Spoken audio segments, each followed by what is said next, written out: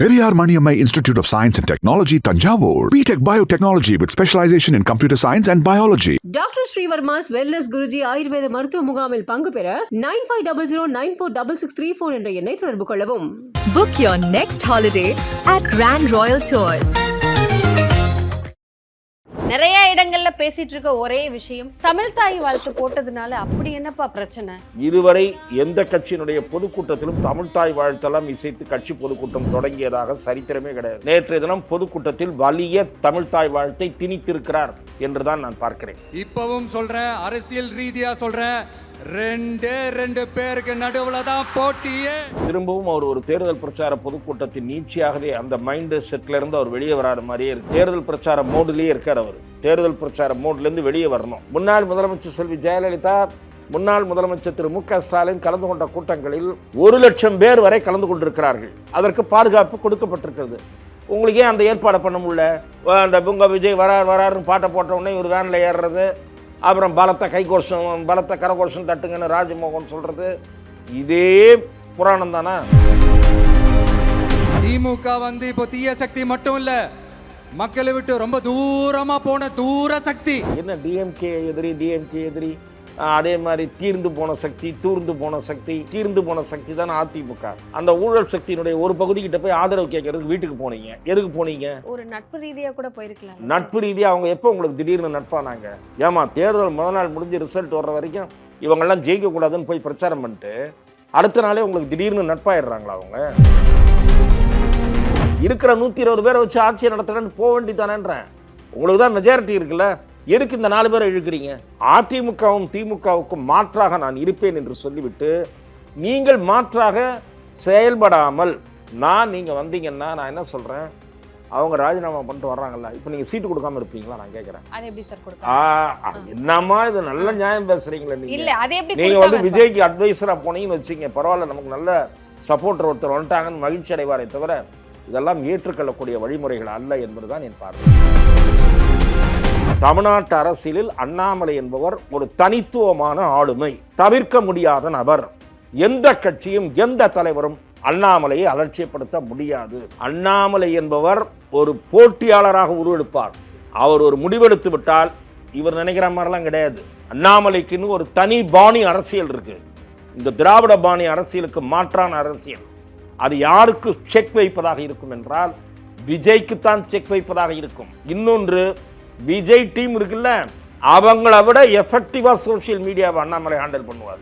மீடியாவை நீண்ட காலம் தவிர்த்து விட்டெல்லாம் அரசியலில் நிலைக்கவே முடியாது. மீடியா முக்கியம், இல்லைன்னா உங்களுக்கு பயம் அர்த்தம். கலாட்டா வாய்ஸ் நேயர்களுக்கு வணக்கம். இன்னைக்கு நம்ம யாரை சந்திச்சு பேச போறோம்னா, மூத்த பத்திரிகையாளர் துக்ளக் ரமேஷ் அவங்கள சந்திச்சு நேற்று நடந்த நிகழ்வுகளை பத்தின நிறைய தெளிவான விளக்கம் கேட்டு தெரிஞ்சுக்கலாம். வாங்க. வணக்கம் சார். வணக்கம். நிறைய இடங்கள்ல பேசிட்டு இருக்க ஒரே விஷயம், தமிழ் தாய் வாழ்த்து போட்டதுனால அப்படி என்னப்பா பிரச்சனை, அதை எதுக்கு இவ்வளவு பெருசாக்குறீங்க அப்படிங்கிற மாதிரி கேள்விகள் எழும்பிட்டு இருக்கு. தமிழ் தாய் போட்டதுல என்ன சார் தப்பு? மேதகு ஆளுநர் மாளிகையில் நடைபெற்ற பதவியேற்பு நிகழ்ச்சியில் ஆளுநர் மாளிகைக்கே உரிய சம்பிரதாய முறைப்படி வந்தே மாதரம் முதலில் இசைக்கப்பட்டது. பிறகு நாட்டுப்பண் இசைக்கப்பட்டு பிறகு தமிழ்தாய் வாழ்த்து இசைக்கப்படுகிறது. இது தமிழ்தாய் வாழ்த்துக்கு 3ஆம் இடம் கொடுத்து விட்டார்கள் என்று இவர்கள் குதிக்கிறார்கள் சில கட்சிகள். ஆளுநர் மாளிகைக்கென்று சில மரபுகள் இருக்கின்றன, சம்பிரதாயங்கள் இருக்கின்றன. முன்பே கூட அம்மையார் செல்வி ஜெயலலிதா அவர்கள் ஆட்சி பதவியேற்ற போதும் சரி, திரு ஸ்டாலின் பதவியேற்ற போதும் சரி, தேசிய கீதம் சுருக்கமான வடிவில் இசைக்கப்படும். பிறகுதான் தமிழ்தாய் வாழ்த்து இசைக்கப்படும். பதவியேற்பின் போது பதவியேற்பின் முடிவில் தேசிய கீதம் முழுமையாக இசைக்கப்படும். இதுதான் தொன்று தொட்டு இருந்து வந்திருக்கக்கூடிய மரபு. அண்மை காலமாக வந்தே மாதரம் இசைக்கப்பட வேண்டும் என்று அறிவுறுத்தப்பட்டிருக்கிறது. அதன் அடிப்படையில் வந்தே மாதரம் இசைக்கப்படுகிறது. நீங்கள் நடத்துகிற தமிழ்நாடு அரசாங்கத்தினுடைய நிகழ்ச்சிகள் எந்த நிகழ்ச்சியாக இருந்தாலும் முதலில் தமிழ்தாய் வாழ்த்து இசைக்கிறீர்கள். உங்களுக்கு அதற்கு முழு உரிமை இருக்கிறது என்றால் அது தொன்று தொட்டு கடைபிடிக்கப்பட்டு வருகிற மரபு. நீங்கள் யார சார் சொல்றீங்க? தமிழ்நாடு அரசு நிர்வாகத்தை சொல்லுகிறேன். ஆளுநர் மாளிகை என்பது தனி, தமிழ்நாடு அரசு நிர்வாகம் என்பது தனி. ஆளுநர் மாளிகையின் மீது தமிழ்நாடு அரசு ஆதிக்கம் செலுத்த முடியாது. ஆளுநர் constitutional head of the state. So அந்த மாளிகைக்கென்று ஒரு மரபு இருக்கிறது, சம்பிரதாயங்கள் இருக்கிறது. அந்த சம்பிரதாயங்கள் தான் அங்கே கடைபிடிக்க முடியும்.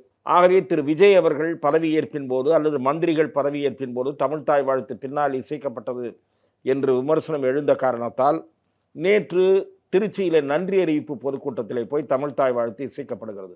இதுவரை எந்த கட்சியினுடைய பொதுக்கூட்டத்திலும் தமிழ்தாய் வாழ்த்தெல்லாம் இசைத்து கட்சி பொதுக்கூட்டம் தொடங்கியதாக சரித்திரமே கிடையாது. ஏன் தமிழ்தாய் வாழ்த்து போடக்கூடாது? அப்ப கட்சி போடக்கூடாதுன்னு நான் ஒன்றும் சொல்லல. கட்சி பாடல் தான். சரி, நான் வந்து ஒரே ஒரு நிமிஷம் சொல்லி தமிழ்தாய் வாழ்த்து போட்டீங்கல்ல, நீங்க என்ன தமிழ்தாய் வாழ்த்து முதல்ல போட்டீங்க? உங்க கட்சி கொள்கை பாடலை முதல்ல ஒளிபரப்புனீங்க, அப்புறம் தான் தமிழ்தாய் வாழ்த்து போடுறீங்க. அப்போ உங்க கட்சியினுடைய கொள்கை பாடல் இருக்குல்ல, எங்க அண்ணன் விஜய் வரார், அது என்ன தமிழ்தாய் வாழ்த்தோட வசதியான பாட்டா? அதை எதுக்கு முதல்ல பாட விட்டீங்க? எந்த கட்சி கூட்டத்தில் அவங்க எந்த கட்சி கூட்டமாக இருந்தாலும் அந்த கட்சி பாடல்கள் போடுறது எல்லா இடங்களையும் ஓடுறது. தமிழ்தாய் வாழ்த்து முதல்ல போட்டு உங்க கட்சி பாட்டை ரெண்டாவது போட வேண்டியது தானே? ஆகவே கேள்வி எழுப்பதாக இருந்தால் எப்படி வேணாலும் எழுப்பலாம். இது ஒரு முக்கியமான விஷயமாக நான் பார்க்கவில்லை. அப்ப அது முக்கியமான விஷயம் இல்லைன்னா அதை எதுக்கு முன்ன வச்சு பேசணும்? யார் பேசுறாங்களோ எனக்கு தெரியாது. என்னை பொறுத்தவரை விஜய் கவர்னர் மாளிகையில் பாடப்பட்டது குறித்து எழுந்த விமர்சனங்கள் காரணமாக நேற்றைய தினம் பொதுக்கூட்டத்தில் வலிய தமிழ்தாய் வாழ்த்தை திணித்திருக்கிறார் என்றுதான் நான் பார்க்கிறேன். பிரச்சாரத்திலும் சரி, பிரச்சாரத்துக்கு அப்புறமும் சரி, மறுபடியும் டிஎம்கேக்கும் டிவி கேக்கும் தான் போட்டி அப்படிங்கறத அழுத்தம் திருத்தமா சொல்லிட்டே இருக்காரு. இப்ப வரைக்குமே நிறைய விஷயங்கள்ல வந்துட்டு வந்ததுமே ஆரம்பிச்சிட்டீங்க அப்படிங்கிற ஒரு விஷயத்த அவர் சொன்னாரு. அதை நீங்க எப்படி பாக்குறீங்க? திரும்பவும் அவர் ஒரு தேர்தல் பிரச்சார பொதுக்கூட்டத்தின் நீட்சியாகவே அந்த மைண்ட் செட்ல இருந்து அவர் வெளியே வராத மாதிரியே இருக்கு. நேற்று அவருடைய ஆமா, தேர்தல் பிரச்சார மோட்லயே இருக்கார் அவர். தேர்தல் பிரச்சார மோட்ல இருந்து வெளியே வரணும். இப்ப அவர் ஒரு சீஃப் மினிஸ்டர் ஆயிட்டாரு. சீஃப் மினிஸ்டர் ஆன பிறகு தன் முன்னாடி இருக்கக்கூடிய பிரச்சனைகள் என்ன, அதை நான் எப்படி தீர்த்துக்கிட்டு இருக்கேன், அதை தான் அவர் கான்சென்ட்ரேட் பண்ணி அதன் மீது தான் அவர் பேச்சு இருந்திருக்க வேண்டும். அதன் மீது ஒரு பகுதி இருந்தது. நான் வந்து மாநில உரிமைகளை விட்டு தரமாட்டேன், நதிநீர் உரிமையை விட்டு தரமாட்டேன்னு கடைசியில் முடிக்கும் போது சொல்றாரு. சட்டம் ஒழுங்கை சரி செய்யறதுக்கு கொஞ்சம் டைம் கொடுங்கன்னு கேட்கிறாரு. இதை தாண்டி அவருடைய ஸ்பீச்சினுடைய இதர பகுதியை பார்த்தீங்கன்னா வெறும் பொலிட்டிக்கல் ஸ்பீச். அதே மாதிரி ஒரு முதலமைச்சர் ஆயிட்டாரு, ஒரு பொதுக்கூட்டம் பேசுறாரு. இனிமேலாவது ஒரு பொதுக்கூட்டத்துக்குரிய அட்மாஸ்பியர் பொதுக்கூட்டம் மாதிரி இருக்கலாம். QR கோடை கொடுத்து எதுக்கு 5000 பேரை விடுறாரு? எனக்கு புரியல. நான் என்ன சொல்றேன், திருச்சி மாநகர மக்கள் எவ்வளோ 1000 பேர் வர விரும்பினாலும் பாதுகாப்பு கொடுக்க முடியும். முன்னாள் முதலமைச்சர் செல்வி ஜெயலலிதா, முன்னாள் முதலமைச்சர் திரு மு.க. ஸ்டாலின் கலந்து கொண்ட கூட்டங்களில் 1,00,000 பேர் வரை கலந்து கொண்டிருக்கிறார்கள். அதற்கு பாதுகாப்பு கொடுக்கப்பட்டிருக்கிறது. உங்களுக்கு ஏன் அந்த ஏற்பாடு பண்ண முடியல? ஏன் 5000 பேர்? ஏன் வேன்ல ஏறி நின்று பேசுறீங்க? ஏன் ஸ்டேஜ் போடல? ஏன் 10 மந்திரிங்க மேடையில் உட்கார வைக்கல?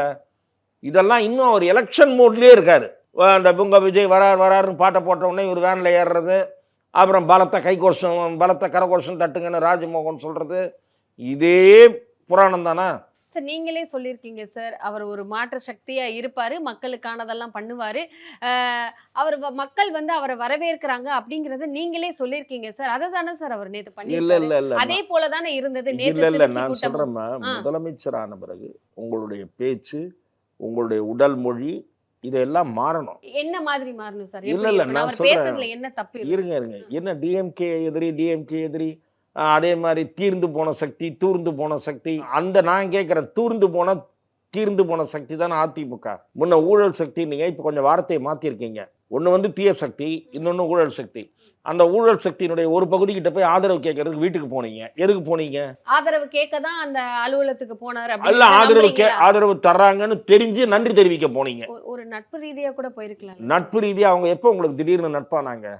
ஏமா, தேர்தல் முதல் நாள் முடிஞ்சு ரிசல்ட் வர்ற வரைக்கும் இவங்கெல்லாம் ஜெயிக்க கூடாதுன்னு போய் பிரச்சாரம் பண்ணிட்டு அடுத்த நாளே உங்களுக்கு திடீர்னு நட்பாயிடுறாங்களா அவங்க? ஆகவே அதெல்லாம் விடுங்க. இதற்காக சொல்லுகிறேன் என்றால், திராவிட முன்னேற்ற கழகம் குறித்த அவரது விமர்சனங்கள் தேர்தலோடு முடிந்து போய்விட்டது. நீங்கள் இனிமேல் ஆட்சி எனக்கு அவகாசம் கொடுங்கன்னு கேட்குறீங்க சட்டம் ஒழுங்கு பிரச்சனையை தீர்க்கிறதுக்கு. அந்த அவகாசம் கொடுக்கப்பட வேண்டியதுதான். அவர் கேட்பது நியாயம் இருக்கிறது. ஒரு ஆட்சி வந்த உடனே அடுத்த நாளே கிரைமே நடக்காதுன்னு எந்த ஆட்சி வந்தாலும் நடக்காது. கண்டிப்பா எந்த ஆட்சியிலும் ஒரு நாள் கூட குற்றச்செயலே நடைபெறாத நாள் இல்லை என்று எந்த ஆட்சியும் இருந்ததில்லை இதுவரை. ஏதாவது ஒரு பகுதியில் ஒரு கொலை இருக்கும், ஒரு கொள்ளை இருக்கும், ஒரு ரவுடித்தனம் பண்ணுவான், ஒரு கலாட்டா பண்ணுவான், குடிச்சிட்டு கலாட்டா பண்ணுவான். இதெல்லாம் நடைபெறாத நாளே இல்லை. காலித்தனம் பண்ணுவான். எதுவாக இருந்தாலும் நடக்குது. ஏனென்றால் இந்த சமூகத்தில் நல்லவர்களும் இருக்கிறார்கள், போக்கிரிகளும் இருக்கிறார்கள். ஆகவே விஜய் அவர்கள் சட்டம் ஒழுங்கை முற்றிலும் கட்டுக்குள் கொண்டு வருவதற்கு அல்லது குற்றவாளிகளை இரும்பு கரம் கொண்டு ஒடுக்குவதற்கு, பாலியல் அத்துமீறல்களை தடுப்பதற்கு போதைப் பொருள்களை கட்டுப்படுத்த வேண்டும். அதற்கு போதைப் பொருள் நடமாட்டத்தை கட்டுப்படுத்துவதற்கு, டாஸ்மாக் கடைகள் அனுமதிக்கப்பட்ட நேரத்தை தாண்டி இயங்காமல் நிறுத்துவதற்கு, இதற்கெல்லாம் கொஞ்சம் கால அவகாசம் வேணும். அந்த கால அவகாசத்தை திரு விஜய் கோருவதை நான் ஏற்றுக்கொள்கிறேன். அதற்கு முன்பாகவே இவர்கள் விஜய் என்ன ஆச்சு, உங்கள் ஆட்சி வந்துருச்சு, உங்கள் ஆட்சியில் பெண்கள்லாம் பாதுகாப்பாக இருக்காங்களா, உங்கள் ஆட்சியில் என்ன ரவுடித்தனம் நடக்கலையான்னு கேட்பது அர்த்தமற்ற கேள்வி. உங்கள் ஆட்சியில் எப்படி இருந்தது? உங்கள் ஆட்சியில் தினந்தோறும் இருந்தது. 4.5 வருஷம் முடிஞ்சு தடுக்கிறேன் இரும்பு கரத்தை எடுக்கிறேன், நீங்கள் கடைசி வரைக்கும் இரும்பு கரத்தை எடுக்கவே இல்லை. ஆகவே திரு விஜய் அவர்களுக்கு கொஞ்சம் கால அவகாசம் கொடுக்க வேண்டும் என்பது உண்மை. அதை நான் ஏற்றுக்கொள்கிறேன். அதே சமயம் குதிரை பேரம் குறித்து அவர் பேசிய பதில் திருப்திகரமாக இல்லை. ஏன் சார், அது ஒரு தவறான விஷயம் தானே? குதிரை பேரம் பேசப்பட்டிருக்கு. குதிரை பேரம் பேசாம எப்படி திடீர்னு உங்களுக்கு 4 பேர் ராஜினாமா பண்ணாங்க? உடனே அதே பேசினாலதான் இந்த ராஜினாமாக்குரிய வேலைகள்லாம் நடைபெற்றது அப்படின்னு சொல்றீங்களா? இல்லம்மா, இந்த 4 பேர் ராஜினாமா பண்ணி அவங்கள கட்சியில சேர்த்துக்கிட்டீங்களே, அதுதான் குதிரை பேரம். எப்படின்னா அவங்கெல்லாம் விருப்பத்தோட வந்திருக்கலாம்ல, பேரம் பேசிதான் வந்தாங்க அப்படிங்கறது. விருப்பத்தோட வந்தாங்கன்னா விருப்பத்தோட வந்தாங்கன்னா நீங்க முன்னாடியே பேசாம முன்னாடியே பேசி வைக்காம 3 பேர் ஸ்பீக்கர் ரூம்ல போய் ராஜினாமா கடிதத்தை கொடுக்குறாங்க. நேர மாடிக்கு போறாங்க, ஆரவர்ஜனாவை மீட் பண்ணி உறுப்பினர் கார்டை வாங்கிக்கிறாங்க. முன்னாடியே பேசாம இது நடக்குமா? முன்னாடியே பேசாம போன்லயோ அப்பாயின்மெண்ட் கேட்காமையோ கார்டு ரெடியா வச்சிருப்பாங்களா இவங்களுக்காக? ஆகவே இதெல்லாம் பேசிதான் நடந்திருக்கு. இப்போ திரும்ப அதே ஆட்களை கொண்டு போய் நிறுத்த போறீங்களா என்னன்னு தெரியல. தேவையற்ற வகையில் மக்கள் மத்தியில் ஒரு இடைத்தேர்தல் திணிக்கப்பட்டிருக்கிறது. அந்த இடைத்தேர்தலில் மக்கள் என்ன முடிவுனா எடுக்கலாம். ஆனால் குதிரை பேரம் குறித்து அவர் அளித்த விளக்கம் பலவீனமான விளக்கம் என்பதுதான் என் பார்வை. ஸோ இதில் அதிமுக கட்சிக்குள்ள ஏற்பட்ட சலசலப்புக்கும் விஜய்க்கும் என்ன சார் சம்பந்தம்? சிஎம் அவர்களுக்கு இல்லை, அதிமுகவுக்குள் ஏற்பட்டிருக்கிற சலசலப்பு அந்த கட்சிக்குள்ள உருவானது வேற காரணம். இவரே திரு விஜய் சொல்லியிருக்காரு, திமுக ஆதரவோட அதிமுக ஆட்சி அமைப்பதற்கு 2 பேரும் சேர்ந்து முயற்சி பண்ணாங்கன்னு. அந்த விமர்சனம் நியாயமான விமர்சனம். அப்படி ஒரு முயற்சி நடந்தது உண்மை. அதை என்னதான் எடப்பாடி பழனிசாமி மறுத்தாலும், என்னதான் திமுக தரப்பு மறுத்தாலும் அப்படி ஒரு முயற்சி நடந்தது என்பது ஊடகத்துறை நண்பர்களுக்கு தெரியும். திருமாவளவனை முதலமைச்சராக்குவதற்கு கூட ஒரு முயற்சி நடந்தது என்று வந்திருக்கிறது. ஆகவே விஜய் ஆட்சி அமைக்க முடியாதபடி தடுப்பதற்கான வேலைகளில் இவர்களெல்லாம் ஈடுபட்டார்கள் என்பது உண்மை. ஆனால் எங்க இவர் மேல விமர்சனம் வருதுன்னா, நீங்க அது வரைக்கும் அவங்க பண்ணதெல்லாம் அது பண்ணிட்டு இருந்தாங்க. அதை முறியடித்து கம்யூனிஸ்டுகள், விசிக, முஸ்லீம் லீக், காங்கிரஸ் ஆதரவோட நீங்க ஆட்சி அமைச்சிட்டீங்க. அதோட நின்றுந்தீங்கன்னா பரவாயில்ல. நீங்க என்ன பண்றீங்க? நீங்க ஆட்சி அமைஞ்ச உடனே உங்களுக்கு ஆதரவளித்த அதிமுகவிலேருந்து ஒரு பகுதியில் ஒரு 4 பேர் வெளியே வராங்க. அந்த 4 பேரை டக்குன்னு சேர்த்துக்கிறீங்க கட்சியில. என்ன குயிக்கா நடக்குது இந்த வேலை? அரசியல்னா அப்படித்தானே சார்? அரசியல்னா அதெல்லாம் சகஜமப்பான்றது கவுண்டர் பண்ணி டைலாக் மாதிரி இருக்கட்டும். ஆனா நான் அப்படி இல்லப்பான்னு சொல்லிதான் நீங்க வந்திருக்கீங்க. இவங்கள மாதிரி நான் இல்லப்பா, நான் வித்தியாசமான ஆளுன்னு சொல்லிட்டு யாரையும் தேடி போக மாட்டேன். யார் எனக்கு என்னோட இல்ல இந்த வழிமுறைகளையே நீங்கள் ஏற்றுக்கொள்ள கூடாது. இருக்கிற 120 பேரை வச்சு ஆட்சியை நடத்துறேன்னு போக வேண்டியதானேன்றேன். உங்களுக்கு தான் மெஜாரிட்டி இருக்குல்ல, எதுக்கு இந்த 4 பேரை இழுக்கிறீங்க? உங்களுக்கு மெஜாரிட்டி இருக்கு. ஆகவே தவறான வழிமுறைகளை செயல்படுத்தியவர்கள் இந்த 2 பேர். நீங்கள் திமுக என்ன பண்ணாங்க? அதிமுகலேருந்து வந்தவங்கள சேர்த்துக்கிட்டு ராஜினாமா பண்ண சொல்லி நிற்க வச்சு சீட்டு கொடுத்தாங்க. கடந்த காலத்தில் கம்பம் ராமகிருஷ்ணன் கொடுத்தாங்க, அனிதா ராதாகிருஷ்ணன் கொடுத்தாங்க, எல்லாம் பண்ணாங்க. அதிமுகவும் அதே வேலையை பார்த்துருக்காங்க. ஏற்கனவே தேமுதிகலேருந்து வெளியே ஒரு குரூப் செயல்படுறதுக்கு அவங்களுக்கு மறைமுகமாக ஆதரவு கொடுத்தாங்க. விஜயகாந்த் கட்சியிலேருந்து வெளியே வந்தவங்களுக்கெல்லாம் ஆதரவு கொடுத்தாங்க. தேமுதிகவும் ஆதரவு கொடுத்தாங்க.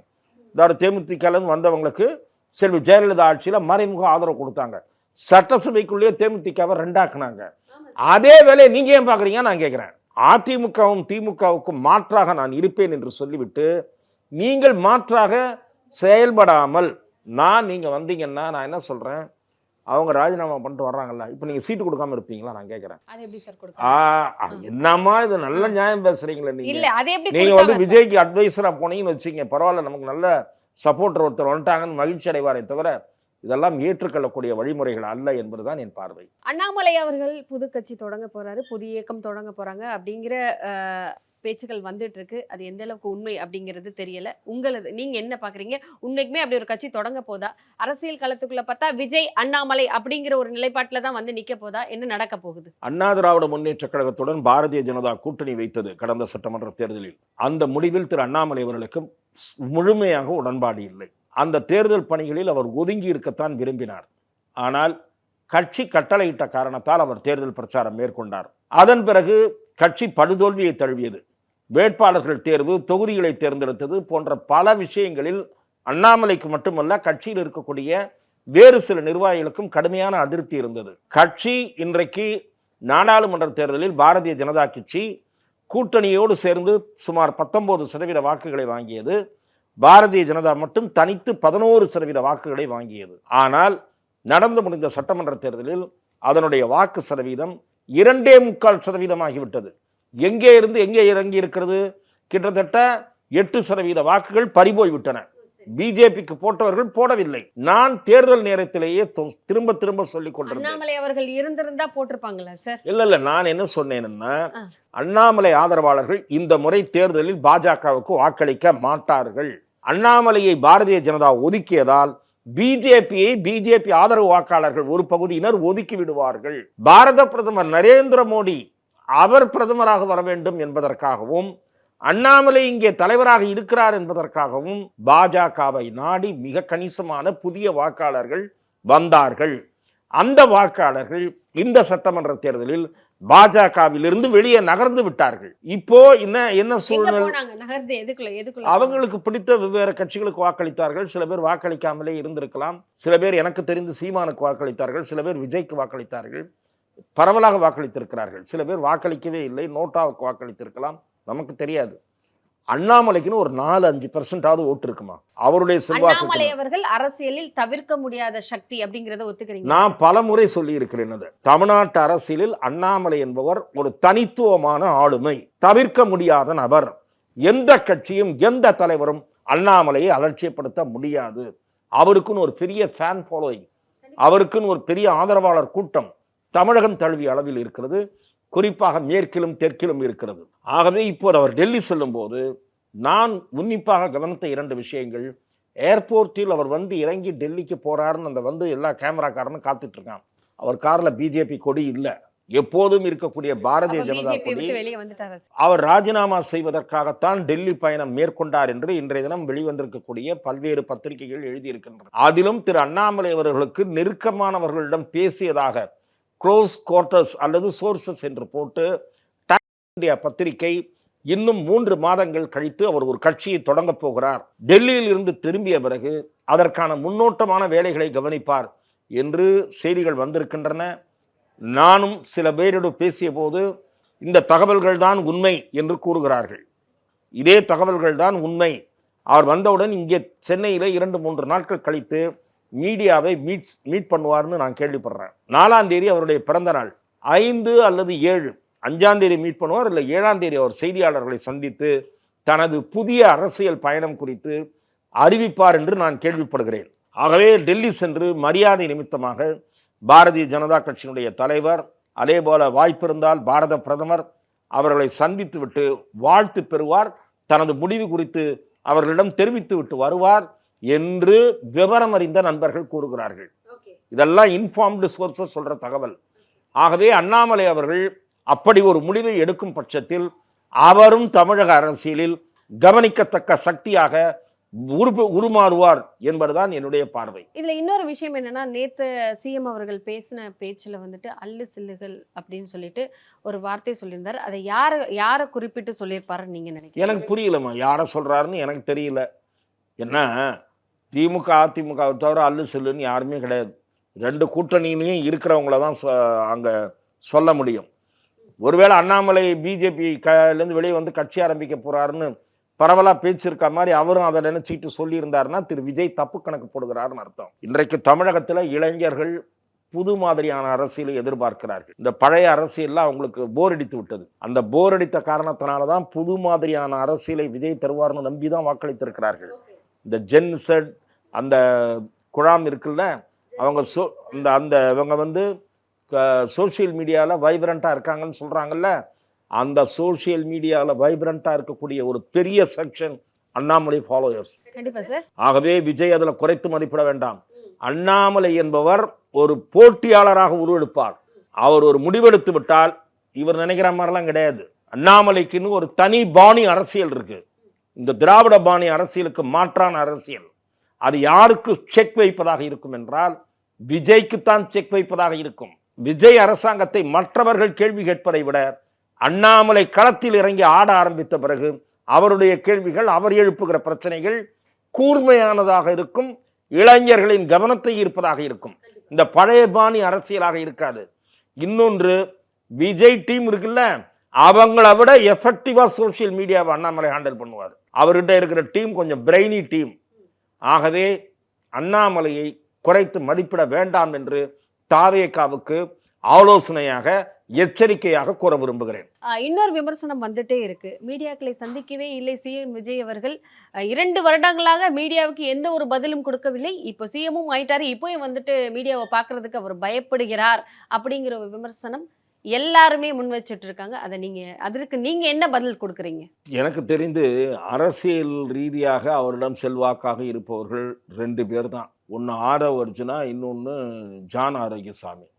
சினிமாவில் யாரு அவர்கிட்ட செல்வாக்கா இருக்காங்கன்னு தெரில. யாராவது அவருக்கு எடுத்து சொல்லணும். மீடியாவை நீண்ட காலம் தவிர்த்து விட்டெல்லாம் அரசியலில் நிலைக்கவே முடியாது. மீடியா முக்கியம். இல்லைன்னா உங்களுக்கு பயம் அர்த்தம். மீடியாவை சந்திச்சு கான்ஃபிடென்ட்டா பதில் சொல்ல முடியாது, ஒரு 10 கேள்விக்கு பதில் சொல்ல முடியாதுன்ற ஒரு பயமா என்ற கேள்விதான் அடுத்து வரும். நீங்கள் சட்டமன்றத்திலே பதில் சொல்லலையே. சட்டமன்றத்தில் எழுப்பப்பட்ட கேள்விக்கே வெளியில போய் தானே அறிக்கை கொடுத்தாரு. இப்போ சட்டமன்றம் வேற அவருக்கு ஒரு சவாலாக மாறப்போகுது. வலிமையான எதிர்க்கட்சி உறுப்பினர்கள்லாம் சபையில் இருக்காங்க. பல விவாதங்கள், சூடான விவாதங்கள் என்பதெல்லாம் அங்கேயே பதில் சொல்லணும். மீடியாவை அலட்சியப்படுத்துவது நல்லதல்ல. மீடியாவை சேர்ந்தவர்களும் இது குறித்து கேள்வி எழுப்ப வேண்டும், பேச வேண்டும். ஏன் பேச மறுக்கிறீர்கள் என்று மீடியா அவருக்கு மெயில் அனுப்ப வேண்டும். சிஎம் ஆபீஸுக்கு, சிஎம் ஆபீஸை கேட்க வேண்டும், நாங்கள் சந்திக்க வேண்டும் என்று கேட்க வேண்டும்.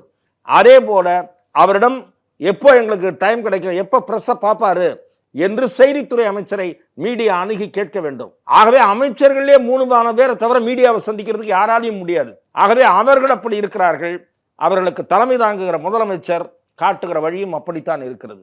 எனக்கு தெரிந்து நிர்மல்குமார், ஆதவ் அர்ஜுனா, செங்கோட்டையன், ஒரு 3-4 பேரை தவிர மற்றவங்க யாரும், ராஜ்மோகன், இந்த மாதிரி ஒரு 4-5 பேரை தவிர மற்ற மந்திரிகள்லாம் மீடியாவை எப்படி ஹேண்டில் பண்ண போகிறாங்கன்னு எனக்கு புரியல. சொதப்ப போகிறாங்களா, எங்கேயாவது எக்ஸ்போஸ் ஆவாங்களா தெரியல. இண்டஸ்ட்ரீஸ் மினிஸ்டர்னா ரீல் போட்டுட்ருக்காங்க. ஆகவே இதெல்லாம் ஒரு சீரியஸ் விஷயம். இன்ஸ்டாகிராம் அரசியல்லாம் இனிமேல் நடத்த முடியாது. டைரக்டாக பாலிடிக்ஸ் தான் பண்ணணும். அசம்பிளி என்பது ஒரு சீரியஸ் பிசினஸ். அதை கவனிக்க வேண்டும் என்று நான் கேட்டுக்கொள்கிறேன். தொடர்ந்து பேசுவோம். நன்றி சார். வாய்ப்புக்கு நன்றி. Periyar Maniammai Institute of Science and Technology, Tanjavur. BTech Biotechnology with specialization in computer science and biology. Doctor Srivarma's wellness Guruji ஆயுர்வேத மருத்துவ முகாமில் பங்கு பெற 9500946634 என்ற எண்ணை தொடர்பு கொள்ளவும். Book your next holiday at Grand Royal Tours.